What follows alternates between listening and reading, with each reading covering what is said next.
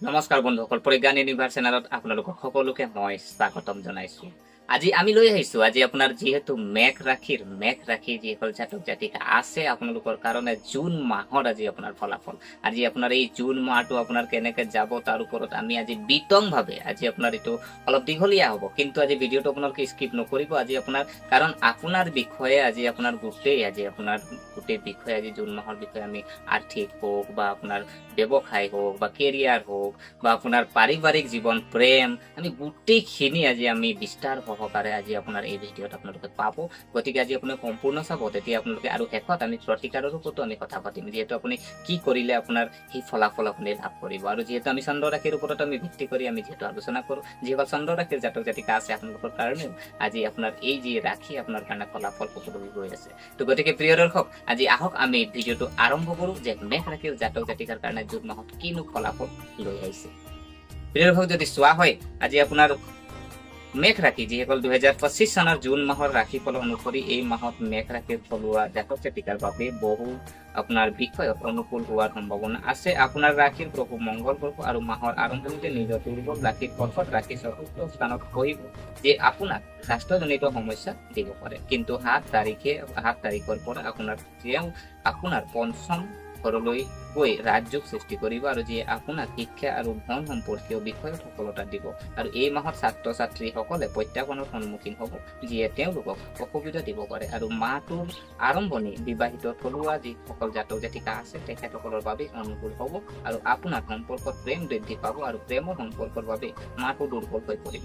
বাৰে বাৰে সমস্যাৰ সন্মুখীন হ'বলগীয়া হ'ব পাৰে, আৰু আপোনালোকৰ মাজত ভুল বুজাবুজি আৰু কাজিয়াৰ পৰিস্থিতি হ'ব পাৰে, আৰু আৰ্থিকভাৱে কিছু খৰচ হ'ব পাৰে।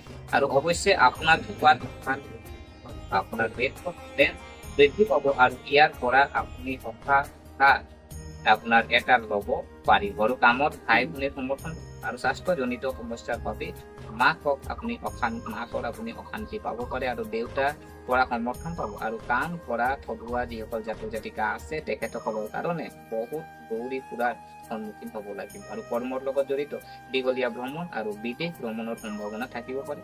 আৰু এই মাহে ব্যৱসায়ীসকলৰ বাবে ভাল সফলতা কঢ়িয়াই আনিব পাৰে। আৰু আপুনি আপোনাৰ স্বাস্থ্যৰ প্ৰতি সাৱধান হ'ব লাগিব, আৰু কাৰণ এই মাহত আপোনাৰ স্বাস্থ্যৰ ক্ষতি হ'ব পাৰে। আপুনি কোনো ৰোগৰ চিকাৰ হ'ব পাৰে। ধৰ্মীয় কাম কাজৰ প্ৰতি আগ্ৰহ বাঢ়িব, আৰু সৰু সৰু তীৰ্থযাত্ৰা কৰিব পাৰে।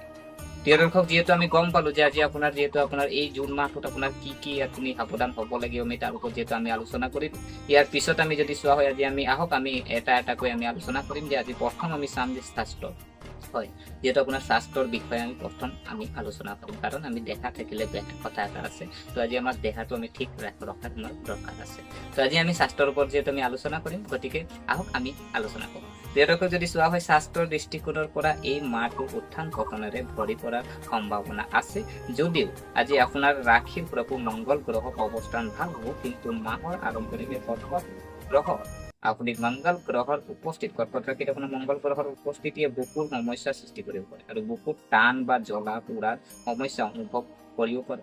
ইয়াৰ পিছত মংগল গ্ৰহই 7 তাৰিখৰ পৰা আপোনাৰ পঞ্চম স্থানত আপোনাৰ অংগৰক যোগ গঠন কৰিব, আৰু কেতুৰ লগত সংযোগ স্থাপন কৰি পেটৰ সমস্যাৰ সৃষ্টি কৰিব পাৰে। আৰু এই সময়ছোৱাত পেটত যিকোনো ধৰণৰ আলচাৰ বা কোনো ধৰণৰ অস্ত্ৰোপচাৰ হোৱাৰ সম্ভাৱনা থাকিব পাৰে। গতিকে আপুনি অতি সাৱধান হ'ব লাগিব, আৰু এনে কোনো পৰিস্থিতিৰ পৰা হাত সাৰিবলৈ আপুনি সাজু হোৱা উচিত। আৰু ইয়াৰ উপৰিও শনি মহাৰাজো গোটেই মাহটো আপোনাৰ দ্বাদশ ঘৰত থাকিব, যিটো স্বাস্থ্যৰ দৃষ্টিকোণৰ পৰা অনুকূল পৰিস্থিতি বুলি ক'ব নোৱাৰিব। আৰু আপোনাৰ স্বাস্থ্য সেৱাৰ বাবে খৰচ কৰিবলগীয়া হ'ব পাৰে। আপোনাৰ স্বাস্থ্য অনুকূল কৰি ৰাখিবলৈ আপুনি নিৰন্তৰ প্ৰচেষ্টা চলাব লাগিব। নতুন ৰুটিন গ্ৰহণ কৰক, আৰু আপোনাৰ মৰ্ণিং ৱাক আপুনি কৰক, আৰু যাৰ ফলত আপোনাৰ উপকাৰ হ'ব। আৰু যিমান পাৰি আপুনি পুষ্টিকৰ খাদ্য খাওক, আৰু এটা সময়ত সম্পূৰ্ণ আহাৰ নাখাব, বৰঞ্চ কম সময়ৰ ব্যৱধানত সৰু সৰু আহাৰ খাওক। আৰু ইয়াৰ ফলত আপুনি পাচন তন্ত্ৰ উন্নত হ'ব, আৰু পেটৰ লগত জড়িত সমস্যা কম হ'ব। আৰু প্ৰয়োজন হ'লে আপুনি চিকিৎসা ল'ব লাগিব। বা লাগে। যদি আপোনাৰ যেটি বেছি যদি হয় প্ৰব্লেম, তেতিয়া চিকিৎসাৰ ওপৰত আপুনি যাব লাগিব। প্ৰিয় দৰ্শক, যিহেতু আমি যিহেতু স্বাস্থ্যৰ ওপৰত যিহেতু আমি আলোচনা কৰিলোঁ, প্ৰিয় দৰ্শক, ইয়াৰ পিছত আমি যদি চোৱা হয় যে আজি আপোনাৰ যিহেতু কেৰিয়াৰ হয়, কেৰিয়াৰ যিহেতু আমি কেৰিয়াৰৰ বিষয়ে যদি আমি দিশটো যদি চোৱা হয়, জুন মাহত আপোনাৰ কেৰিয়াৰৰ দিশটো যদি চোৱা হয়, যে কৈছে যে কেৰিয়াৰৰ দৃষ্টিকোণৰ পৰা এই মাহটো গড় হিচাপতকৈ ভাল হোৱাৰ সম্ভাৱনা আছে। দক্ষিণ স্থানৰ ভগৱান শনি মহাৰাজ গোটেই মাহটো দ্বাদশ স্থানত থাকিব, যাৰ বাবে কৰ্মক্ষেত্ৰত বহুত দৌৰা দৌৰি হ'ব। আপুনি কামত অত্যন্ত ব্যস্ত হৈ পৰিব। আপোনাৰ ওপৰতো কৰ্মৰ চাপ বাঢ়ি পৰিব, আৰু কিন্তু কামৰ সৈতে জড়িতভাৱে আপুনি এখন ৰাজ্যত আন এখন ৰাজ্যলৈ বা এখন দেশৰ পৰা আন এখন দেশলৈ যাত্ৰা কৰাৰ সুযোগ পাব। আপোনাৰ বিদেশ ভ্ৰমণৰ সম্ভাৱনা থাকিব পাৰে। ষষ্ঠ স্থানৰ ভগৱান বুধ মহাৰাজ মাহৰ আৰম্ভণিতে সূৰ্যৰ সৈতে দ্বিতীয় স্থানত থাকিব, যাৰ বাবে কৰ্মক্ষেত্ৰত ভাল সফলতা আৰু আৰ্থিক লাভৰ সম্ভাৱনা থাকে। আৰু ইয়াৰ পিছত 6 তাৰিখে আপুনি আপোনাৰ তৃতীয় ঘৰলৈ গুচি যাব, আৰু যাৰ বাবে আপুনি যোগাযোগৰ পৰা ভাল সুবিধা পাব আৰু চাকৰিটোত পৰিস্থিতি শক্তিশালী হ'ব। ইয়াৰ পিছত 12 তাৰিখ আপোনাৰ পৰা তেওঁ আপোনাৰ চতুৰ্থ ঘৰত আহি দশম ঘৰটোত চাব, আৰু যাৰ বাবে আপুনি কঠিন সময়ৰ পৰা ওলাই আহি আপোনাৰ চাকৰিৰ পৰিস্থিতি উন্নতি কৰিব পাৰে। আৰু শুক্ৰ মহাৰাজে আপোনাৰ মাহৰ শেষলৈকে অৰ্থাৎ 29 জুনলৈকে সপ্তম স্থানৰ অধিপতি হৈ সপ্তম স্থানলৈ চাব, যাক আপোনাৰ ব্যৱসায়ৰ বাবে অনুকূল পৰিস্থিতি বুলি। আৰু ইয়াৰ উপৰিও বৃহস্পতিৰ মহাৰাজ আপোনাৰ অমৃত দৃষ্টিও সপ্তম স্থানত থাকিব, যাৰ বাবে আপোনাৰ ব্যৱসায়ত নিৰন্তৰ অগ্ৰগতিৰ সম্ভাৱনা থাকিব, আৰু আপোনাৰ ব্যৱসায়ত ভাল অৱস্থা দেখিবলৈ পাব। আৰু এই সময়ত যদি আপুনি বিদেশ আপোনাৰ যোগাযোগৰ সুবিধা ল'ব পাৰে, তেন্তে ই আৰু ভাল হ'ব পাৰে। প্ৰিয় দৰ্শক, যিহেতু আমি গম পালো যে আমি স্বাস্থ্যৰ ওপৰত যিহেতু আমি আলোচনা কৰিলো, বছৰি আপুনি কেৰিয়াৰৰ ওপৰত যিহেতু আমি আলোচনা কৰিলো, স্বাস্থ্যটো প্ৰথমতে কৰিলো, এতিয়া আমি চাম এতিয়া আপোনাৰ নেক্সট যিটো আপোনাৰ আছে যে আপোনাৰ প্ৰেম হয়, প্ৰেম আৰু বিবাহ আৰু ব্যক্তিগত সম্পৰ্ক। আজি আপোনাৰ প্ৰেম, বিবাহ, ব্যক্তিগত সম্পৰ্ক, তাৰ ওপৰত আমি আলোচনা কৰিম। প্ৰিয় দৰ্শক, যদি চোৱা হয় আজি আপোনাৰ যদি আপুনি প্ৰেম সম্পৰ্কত আছে, তেন্তে এই মাহটো আপোনাৰ বাবে সূক্ষ্ম হোৱাৰ সম্ভাৱনা আছে। কেতু মহাৰাজ গোটেই মাহটো পঞ্চম স্থানত থাকিলে সিজনৰ প্ৰতি ভুল বুজাবুজি সৃষ্টি হ'ব পাৰে, যাৰ বাবে আপোনাৰ সম্পৰ্কত সঘনাই উত্তেজনা বা সংঘাত কাজিয়া হ'ব পাৰে। কিছুমান মানুহৰ প্ৰতাৰণাৰ আপোনাৰ হ'ব পাৰে, যাৰ বাবে তেওঁলোকৰ হৃদয় ভাঙি যাব পাৰে। পঞ্চম স্থানৰ অধিপতি সূৰ্য মহাৰাজে মাহৰ আৰম্ভণিতে দ্বিতীয় স্থানত বুধৰ সৈতে থাকিব, যাৰ বাবে ঘৰৰ পৰা অহা হেঁচাত আপোনাৰ প্ৰিয়জন নিজৰ পৰা ইয়াৰ পিছত 15 তাৰিখৰ পৰা সূৰ্য মহাৰাজে তৃতীয় স্থানত বৃহস্পতি দেৱৰ সৈতে আপোনাৰ বহিব, আৰু বুধ মহাৰাজো ইয়াত থাকিব।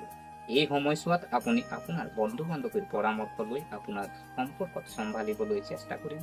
অৱশ্যে তাৰ আগতে 7 তাৰিখে মংগল মহাৰাজে আহি কেতুৰ লগত পঞ্চম ঘৰত যোগ দিব, যাৰ বাবে মংগল কেতুৰ অংগৰক যোগে আপোনাৰ প্ৰেমৰ সম্পৰ্ক সম্পূৰ্ণৰূপে নষ্ট কৰিব পাৰে। গতিকে আপুনি বহুতো সাৱধান হ'ব লাগিব। আৰু বিবাহিত মানুহৰ কথা ক'বলৈ গ'লে সপ্তম স্থানৰ অধিপতি শুক্ৰ মহাৰাজ প্ৰায় গোটেই মাহটো আপোনাৰ প্ৰথম ঘৰত অৰ্থাৎ নিজৰ ৰাশিত থাকিব, আৰু তাৰ পৰাই সপ্তম স্থান যাব। আৰু এনে পৰিস্থিতিত আপোনাৰ সম্পৰ্কত প্ৰেম আৰু অন্তৰংগতা আপুনি বাঢ়িব, আৰু ৰোমান্টিক মুহূৰ্ত আহিব, আৰু সম্পৰ্কত মিঠাটা বাঢ়িব, আৰু সিজনে সিজনক সন্মান কৰিব। আৰু 29 তাৰিখে শুক্ৰ মহাৰাজ আপোনাৰ দ্বিতীয় ঘৰলৈ গুচি যাব, যাৰ বাবে আপোনাৰ পত্নীৰ কিছু স্বাস্থ্যজনিত সমস্যা হ'ব পাৰে, কিন্তু শহুৰেকৰ প্ৰতি তেওঁৰ প্ৰেম বাঢ়ে। প্ৰিয় দৰ্শক, যদি চোৱা হয় আমি যিহেতু আমি গম পালো যে আজি প্ৰেম, পাৰিবাৰিক, বিবাহ গোটেইখিনি যিহেতু আমি আলোচনা কৰিলো। ইয়াৰ পিছত যদি চোৱা হয় আজি আপোনাৰ বিত্তীয় দিশটো, আজি আপোনাৰ আৰ্থিক দিশটো আপোনাৰ কেনেকে যাব। আৰ্থিক দিশটো আমি যদি চাওঁ যে আৰ্থিক দিশটো আপোনাৰ যিহেতু কেনেকে যাব, আমি গৈ আছে যে আগন্তুক যে আপোনাৰ এই জুন মাহত যদি আৰ্থিক দিশটো চোৱা হয়, যদি আপুনি আপোনাৰ আৰ্থিক অৱস্থা চাওঁ, তেন্তে এই মাহে আপোনাৰ বাবে মিশ্ৰিত ফলাফল আনিব পাৰে। ভাল কথাটো হ'ল এই মাহত ভাল উপাৰ্জন পাব পাৰে। আৰু 2025 চনৰ জুন মাহৰ ৰাশিফল অনুসৰি শনি মহাৰাজ গোটেই মাহটো দ্বাদশ স্থানত বহি থাকিব, আৰু যাৰ ফলত আপোনাৰ খৰচৰ ধাৰাবাহিকতা বজাই ৰাখিব। আৰু আপোনাৰ গতিকে এই মাহত খৰচ আপোনাৰ চলি থাকিব, কিন্তু ৰাহু মহাৰাজে গোটেই মাহটো একাদশ ঘৰত বহি থাকিব, যিয়ে আপোনাৰ ইচ্ছা পূৰণ কৰা নহয়, উপাৰ্জন বৃদ্ধি কৰি থাকিব। আৰু ব্যৱসায়ৰ পৰা টকা পাব। আৰু 29 তাৰিখৰ পৰা আপোনাৰ যিহেতু 29 তাৰিখৰ পৰা যিহেতু আপোনাৰ ব্যৱসায় আৰু অধিক ধন পাব পাৰি। আৰু বৃহস্পতি মহাৰাজ সপ্তম স্থান নৱম আৰু একাদশ স্থানকো চাব। ই আপোনাৰ ব্যৱসায় আৰু আপোনাৰ কৰ্মক্ষেত্ৰত বৃদ্ধি কৰিব আৰু আপোনাৰ আয় বৃদ্ধি কৰি থাকিব। আৰু সূৰ্য মহাৰাজ আপোনাৰ মাহৰ আৰম্ভণিতে দ্বিতীয় স্থানত আৰু শেষৰ অৰ্থত আপোনাৰ তৃতীয় স্থানত আহিব। আৰু এনে পৰিস্থিতিত আৰ্থিক অৱস্থা উন্নতি হ'ব। আৰু আপোনাৰ চৰকাৰী খণ্ডৰ লগত জড়িত সুবিধা আপুনি লাভৰ সম্ভাৱনা থাকিব। আৰু মংগল গ্ৰহে প্ৰথমে আপোনাৰ চতুৰ্থ স্থানত বহি আপোনাৰ একাদশ ঘৰটো চাব আৰু তাৰপিছত 7 তাৰিখৰ পৰা ই পঞ্চম স্থানলৈ গৈ আপোনাৰ একাদশ স্থানলৈ চাব, যিয়ে আপোনাৰ বাবে আৰ্থিক লাভৰ আপোনাৰ সম্ভাৱনা সৃষ্টি কৰিব। আৰু অৱশ্যে এই মাহত আপোনালোকৰ শ্বেয়াৰ বজাৰতো বিনিয়োগ কৰিবলৈ পৰামৰ্শ দিয়া হৈছে। আপুনি শ্বেয়াৰ বজাৰত পাৰিলে আপুনি বিনিয়োগ নকৰিব। প্ৰিয় দৰ্শক, যদি আমি চাওঁ, আমি যিহেতু গম পালো যে আজি আপোনাৰ আৰ্থিক দিশটো চালো, স্বাস্থ্যৰ বিষয়ে চালো, আপোনাৰ কেৰিয়াৰ চালো, বিবাহ প্ৰেম, আমি গোটেইখিনি আমি যিহেতু আলোচনা কৰিলো। ইয়াৰ পিছত আমি আৰু দীঘলীয়া নকৰো। আজি আপোনাৰ এই ভিডিঅ'ত আমি বেছিকে আমি দীঘলীয়া হ'লেও আজি বন্ধু বান্ধৱীসকলে কিছুমানে অসুবিধা পাই যে লং ভিডিঅ' স্কিপ কৰি চাবলগীয়া হয়। চ' আজি আমি দীঘলীয়া নকৰো। আমি শেষত আমি প্ৰতিকাৰৰ কথাও আমি আলোচনা কৰো। প্ৰতিকাৰ যদি প্ৰিয় দৰ্শক চোৱা হয় যে আপুনি প্ৰত্যেক বুধবাৰে আপুনি পাৰিলে গণেশ ভগৱানক আপুনি দুৰ্বা অৰ্পণ কৰক। বা আপুনি পাৰিলে মংগলবাৰে আপুনি হনুমানজীক বস্ত্ৰ আপুনি হনুমান মন্দিৰ কৰক। আৰু আপুনি পাৰিলে আপুনি ৰঙা কুমকুম আপুনি মিহলাই প্ৰতি দেওবাৰে তামৰ পাত্ৰত আপুনি পৰা সূৰ্য দেৱক আপুনি জল, আপুনি পানী অৰ্ঘ আগবঢ়ালে আপোনাৰ কাৰণে দিব। তো গতিকে প্ৰিয় দৰ্শক, আশা কৰোঁ আপোনালোকে ভিডিঅ'টো চাই ভাল পালে। যদি এই ভিডিঅ' আপোনাক কিঞ্চিত মানুহ লাভান্বিত কৰিছে তেনেহ'লে লাইক কৰিব, শ্বেয়াৰ কৰিব, কমেণ্ট কৰিব আৰু আমাৰ চেনেলটো যদি ছাবস্ক্ৰাইব কৰা নাই অনুগ্ৰহ কৰি এনে ভিডিঅ' পাই থাকিবৰ কাৰণে ছাবস্ক্ৰাইব কৰি আমাক উৎসাহিত কৰিব বুলি আশা থাকিলে পুনৰ লগ পোৱাৰ প্ৰতিশ্ৰুতিৰে আজিলৈ বিদায় মাগিলোঁ। ধন্যবাদ।